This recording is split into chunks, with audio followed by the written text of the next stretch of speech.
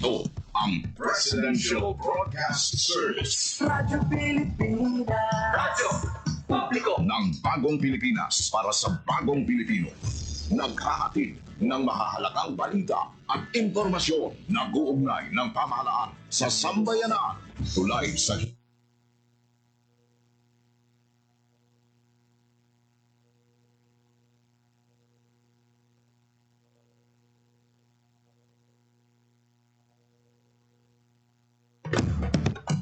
ng serbisyo publiko, Radyo Pilipinas. Radyo Publiko, ang boses ng Pangulo sa Iloilo. Radyo Pilipinas, 585 AM. Oras sa Radyo Pilipinas, alas 8:34 sa aga.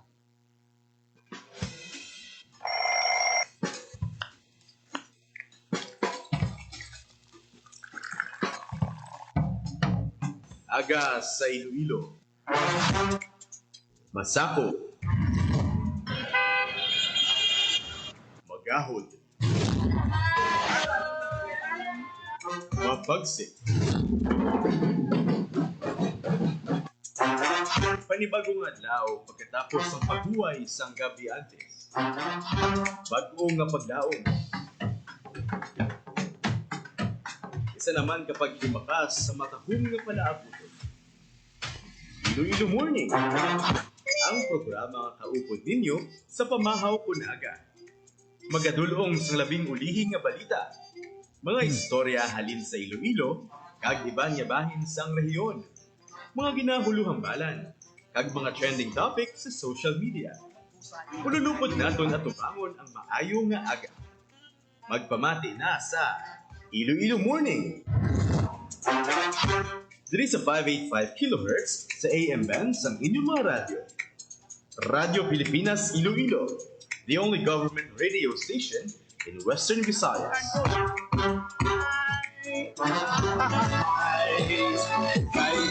Ayong aga Pilipinas, good morning Western Visayas. Welcome sa Iloilo Morning Program.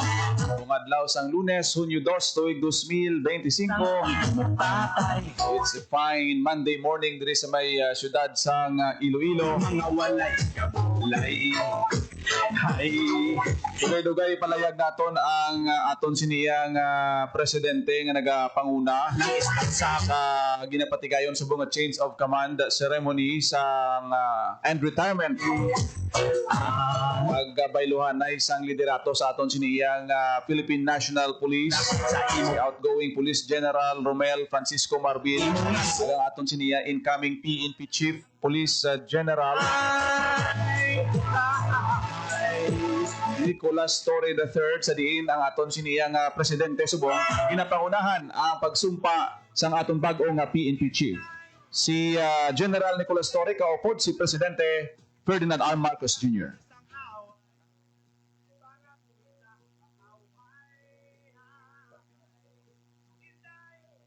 ng aking makakaya. Sa abot ng aking makakaya. Ang mga takdang gampanin ng aking bagong katungkulan. Ang mga takdang gampanin ng aking bagong katungkulan. Kalinsabay nito ay nangako ako. Kalinsabay nito ay nangangako ako. Sa ngalan ng Republika ng Pilipinas. Sa ngalan ng Republika ng Pilipinas. Na aking itataguyod. Na aking itataguyod. At ipagtatanggol ang saligang batas. At ipagtatanggol ang saligang batas. At tunay na mananalig at tatalima ako rito. At tunay na mananalig at tatalima ako rito. Nasusundin ko ang mga alituntunin. Nasusundin ko ang mga alituntunin. Mga kautosang legal. Mga kautosang legal. At mga dekretong pinaiiral ng mga sadyang itinakdang may kapangyarihan. At mga dekretong pinaiiral ng mga sadyang itinakdang may kapangyarihan. Sa ilalim ng Republika ng Pilipinas. Sa ilalim ng Republika ng Pilipinas. At kusa kong babalikatin. At kusa kong babalikatin. Ang pananagutang ito. Ang pananagutang ito. Na walang anumang pasubali. Na walang anumang pasubali. O hangaring umiwas. O hangaring umiwas. Kasihan nawa ako ng Diyos. Kasihan nawa ako ng Diyos. Thank you, sir. The audience may now be seated. And at this time, we will now witness the donning of ranks of the newly appointed Chief of the Philippine National Police. We request once again His Excellency the President for the donning of ranks to our newly installed Chief of the Philippine National Police. The new rank insignia is being worn by the President of the Republic of the Philippines, together with Mrs. Patricia Jane Torre, the spouse of our newly appointed Chief of the Philippine National Police.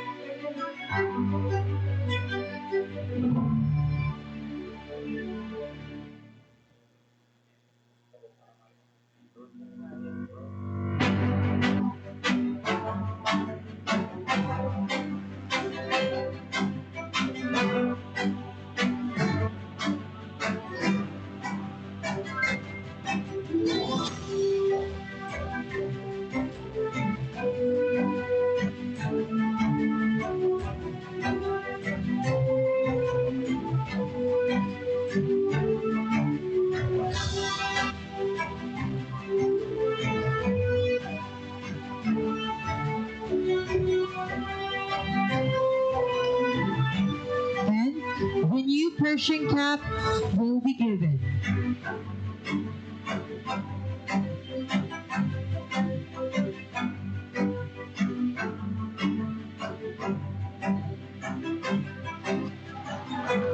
Thank you very much.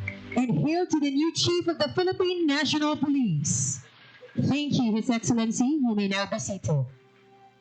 The newly appointed Chief of the Philippine National Police for his inaugural speech. Ladies and gentlemen, once again, Police General Nicolas Torre III.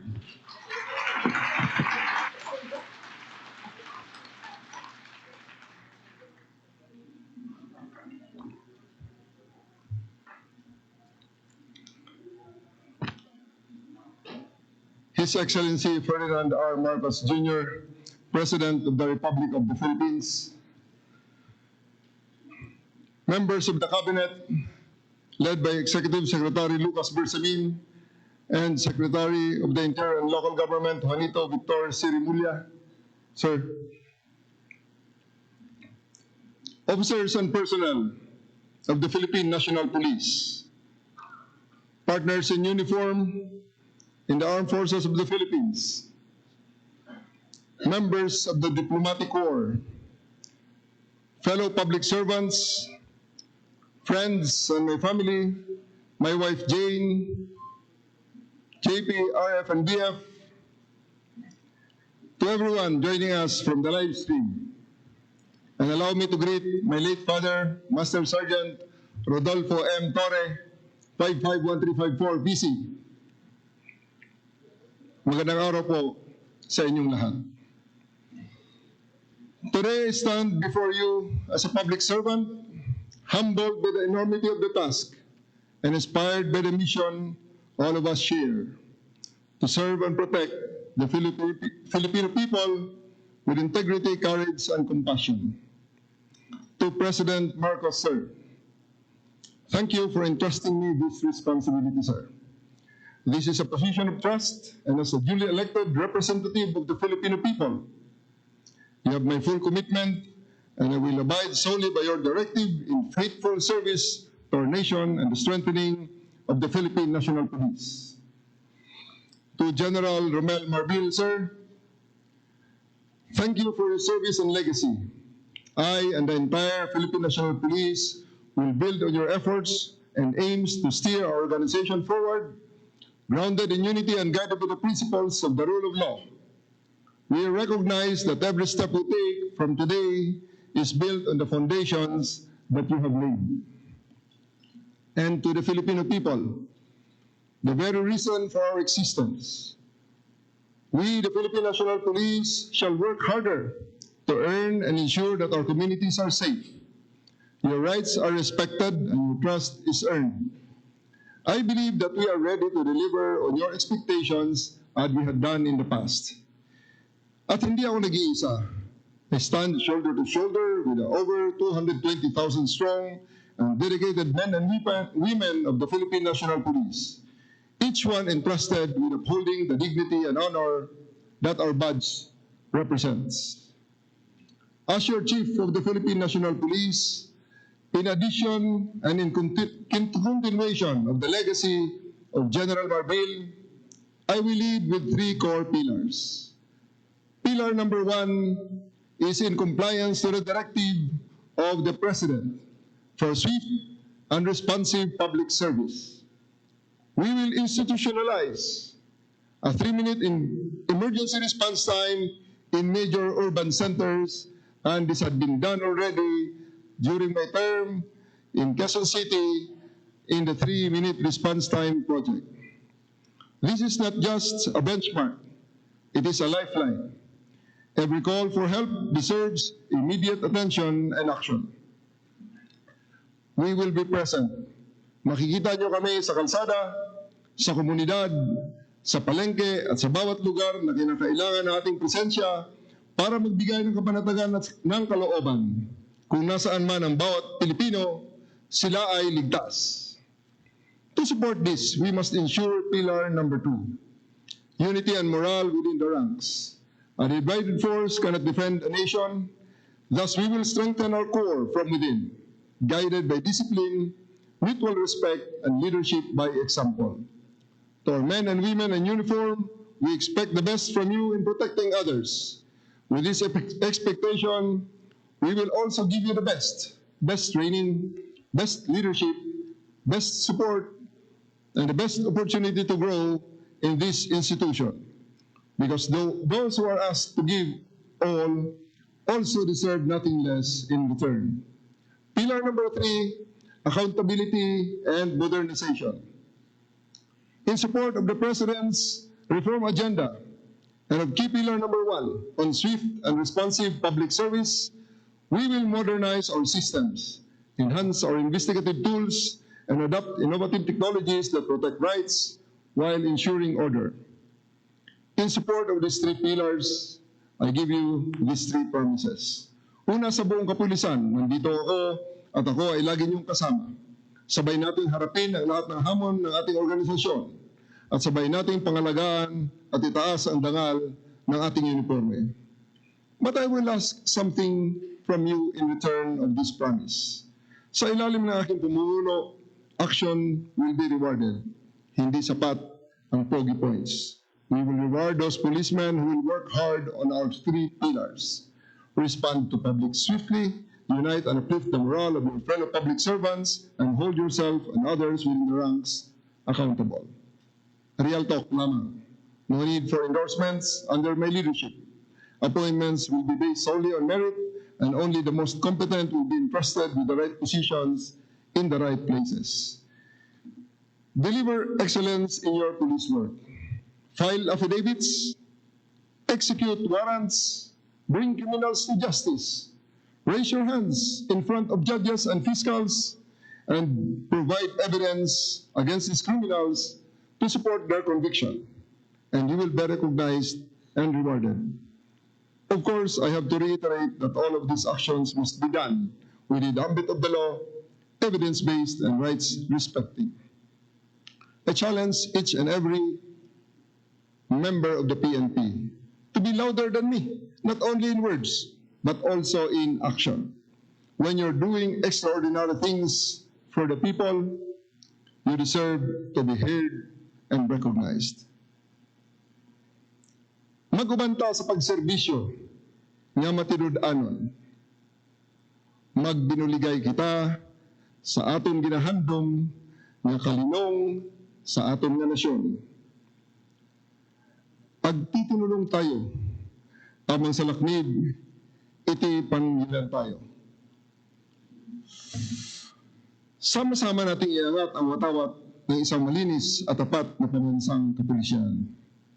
Pangalawa, to our foreign guests and residents, we are happy that you have chosen the Philippines to be your second home. I promise that all of our laws apply equally to all, regardless of nationality. We are committed to upholding everyone's right, safety, dignity, including yours. Pangatlo, para sa bawat Pilipino, sa ilalim ng aking pamumuno, ang batas ay patas, ang serbisyo ay mabilis, at ang kapulisyahan ay karapat-dapat ng inyong tiwala. Hindi nyo na kailangan pang pumunta sa kung saan-saan at hindi namin kayo pagpapasapasahan at ang PNP na lamang ang inyong maging sumbungan ng inyong mga hinaing, lalong-lalo na ng paglabag ng inyong karapatang pantao. Tulungan nyo kaming tulungan kayo. We acknowledge your active partnership in creating the bagong Pilipinas we all dream of at buong puso kaming nagpapasalamat. Huwag kayong bibitaw at manatili sana kayong katuwang sa pagtaguyod ng kapayapaan at kaayusan ng ating bayan.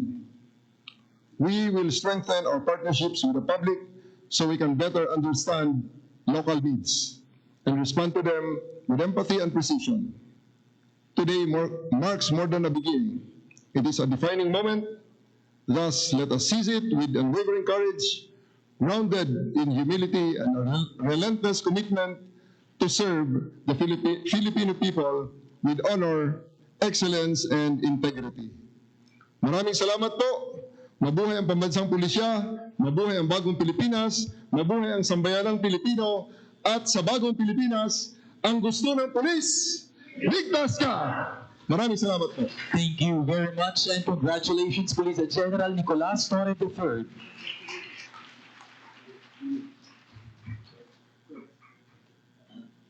You may now be seated, sir. To introduce our honored guest, may we request Attorney Lucas Bersamin, Executive Secretary, Office of the President. Ladies and gentlemen, the President of the Republic of the Philippines, His Excellency Ferdinand R. Marcos Jr.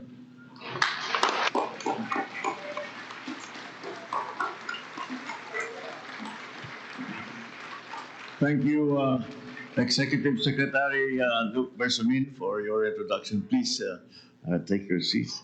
The Excellencies of the Diplomatic Corps, Interior and Local Government Secretary, Secretary John Vic Remulla, and other cabinet members here present. The Armed Forces of the Philippines Chief of Staff, General Romy Browner, and the Major Service Commanders. Outgoing Chief of the Philippine National Police, Police General Romel Francisco Marbil. The newly installed Chief of the Philippine National Police, Police General Nicolas Torre III. Officers and civilian employees of the Philippine National Police, ang aking mga kasamahan sa pamahalaan, ang ating mga bisita na dumating ngayon, magandang araw po sa inyong lahat. Today, we witness more than a ceremonial change of command. We come together to reaffirm a shared responsibility, a responsibility to uphold peace, to preserve justice, and to protect the dignity of the Filipino. Each change in leadership promotes the values that give strength to our institutions. It reflects a clear belief that lasting progress is grounded in consistent service, accountable governance, and leadership that never forgets its duty to the people. So allow me to express the gratitude of a nation to the man who has served with strength and with resolve, Police General Romel Francisco D. Marbil. General Marbil, you led the PNP with a compass firmly set on integrity, professionalism, and respect for human rights. In your stewardship, the PNP became a more people-centered, structured, and regulated institution. You guided our officers to serve with integrity, and in doing so, you restored the people's confidence in the uniform that the police wears. In moments that tested our resilience, from disaster response to crisis management, from general public safety to the conduct of a credible and peaceful 2025 national and local elections, you showed us what a smart, capable leadership looks like. Sa ilalim ng inyong pamumuno, naging sandigan ng pamahalaan ng kapulisan na sa paghahatid ng tulong, pagbibigay ng proteksyon, at pagtataguyod ng karapatang pangtao. Ipinakita ng PNP na walang katumbas ang buhay ng tao. Mga buhay na nailigtas, napaglingkuran, at natulungang makabangon. And for this, General Marbil, we are truly grateful.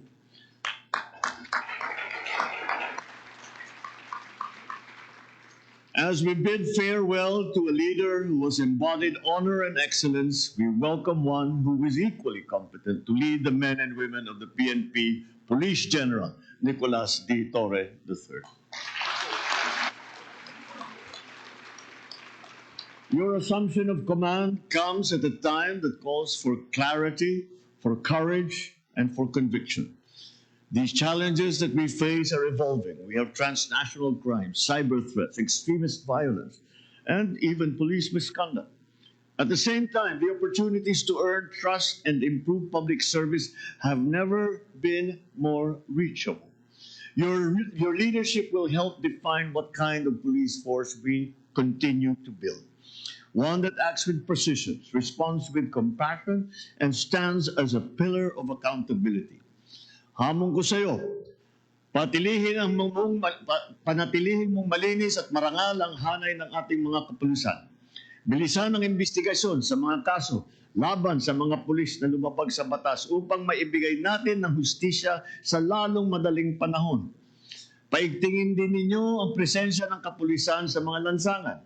Siguruhin mas maraming pulis na umiikot sa mga kalsada at nagbabantay sa ating mga komunidad, lalo na sa lugar na madalas ang krimen at kaguluhan.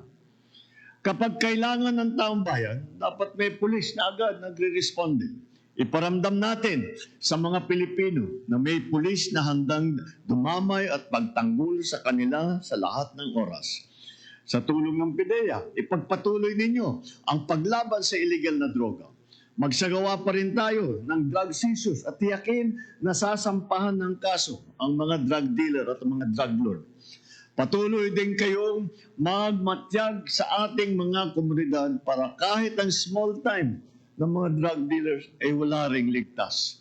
Hindi dapat natatakot ang estudyante o ang mga manggagawa, motorista, magulang na maglalakad sa kalsada umaga man o gabi. Bilang alagad ng batas, inaasahan ang buong kapulisan na kumilos ng marangal, maglingkod ng katapat at maging sandigan ng ating mga kababayan. Iwasan ninyo ang paggamit ng pribileyo para sa pansariling benepisyo. Maging instrumento kayo sa katuwiran, kapayapaan at kaunlaran. Continue to engage with communities and partner with local governments and stakeholders. Strengthen your cooperation with all the other agencies. And above all, center every initiative on the needs, the rights, and the welfare of each Filipino. Let your badge be your daily pledge, not to command, but to serve with integrity. Let every decision uphold the law, and let every gesture reflect the quiet dignity of true public service. May the PNP become a source welfare of each Filipino. every community. Let your badge be your daily pledge, not to command, ceremonies. but to serve with integrity. Let every decision uphold the law, and let every gesture reflect the quiet dignity of true public service. Together, May the PNP become a source of hope for every citizen and reassurance to every community that and contact. obeys the law. This change of command ceremony is a renewed promise, a clear mandate to champion peace and to serve with honor. The standard of keeping our people safe is high. Maraming salamat at mabuhay ang PNP, mabuhay ang bagong Pilipinas. Thank you, Mr. President. Ladies and gentlemen, His Excellency Ferdinand R. Marcos Jr. The audience may now be seated. And at this time, the PNP would like to present a memento to the President. May we request the outgoing Chief PNP and the newly appointed Chief PNP to present the memento to our guest of honor and speaker.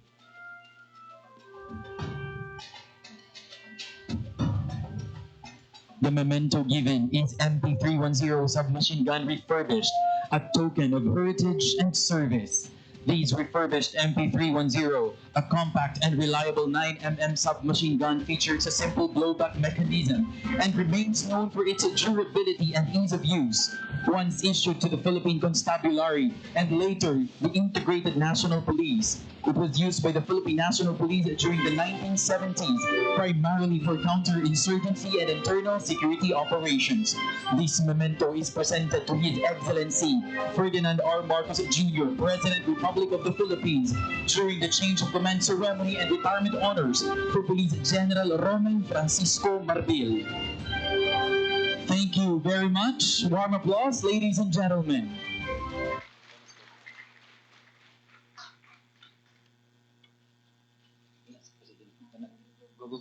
Manatili po tayong nakatayo at magsitayo po tayong lahat at ating awitin ang PNP Lingkod ng Bayan.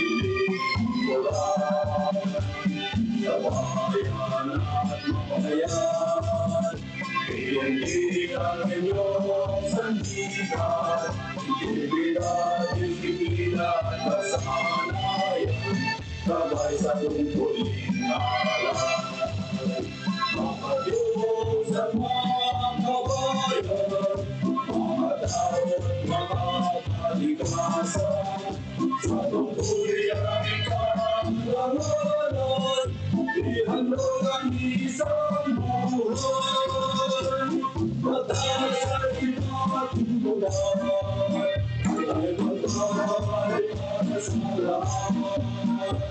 Walang mayaman o mahirap, ang dulo sa lalay walang hindi mamayang walay, ay sa talagang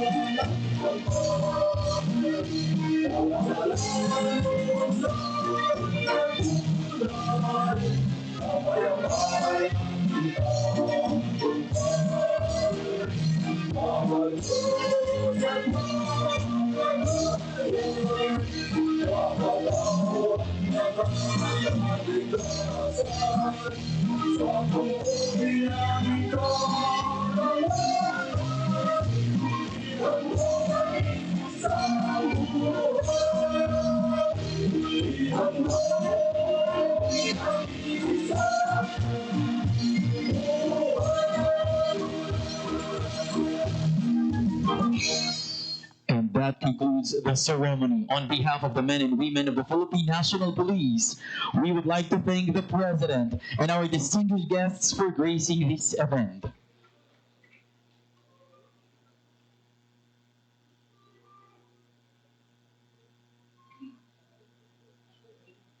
Maraming salamat po. Mabuhay ang Philippine National Police. Mabuhay ang bagong Pilipinas.